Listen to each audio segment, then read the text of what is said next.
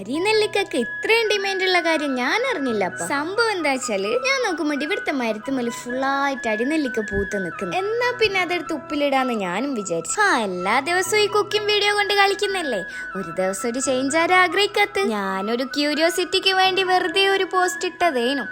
പക്ഷെ അപ്പയാന്ന് എനിക്ക് ഇതിന്റെ വില മനസ്സിലാവുന്നത്. ഇതിന്റെ പേര് കേട്ടിട്ടാന്ന് എനക്ക് ആൾക്കാർ അങ്ങ് ധാരാവി വരെ എത്തിപ്പോയിക്കും. ധാരാവി മാത്രല്ല, രാജാവുണ്ട്, സായിപ്പുണ്ട്, ബോംബെ ഉണ്ട്. ഇത് മാത്രല്ല, വേറെയും കുറച്ച് പേരുകൾ ഉണ്ട് ആശാന്. ഉണ്ടംപുളി നെല്ലിക്ക, ചീമ നെല്ലിക്ക, ചതുര നെല്ലിക്ക, നെല്ലിപ്പുളി, മിനി നെല്ലിക്ക, ഇങ്ങനെ പോന്നീന്റെ ലിസ്റ്റ്. ഇതൊക്കെ കേട്ടപ്പോഴാണ് ഞാനും ചിന്തിച്ചേ, ആശാൻ ഇത്രക്ക് ഫേമസ് ആയിനോ. ഗിവ് അവേ കൊടുക്കാൻ കമന്റ് ഇട്ട ആൾക്കാർ വരെ ഉണ്ടായിരുന്നു. അപ്പൊ പിന്നെ നല്ല നാടൻ ചീരോ പറങ്കി ആ തളിരോടെ ഇങ്ങ് പറിക്കുക, എന്നിട്ട് ഉപ്പും കൂട്ടി ഒന്ന് ചതക്കുക, സിർക്കയും കൂട്ടി കലക്കുക. സാധനം സെറ്റാ. എന്നാ പിന്നെ എടുത്തോളി, കലക്കിക്കോളി.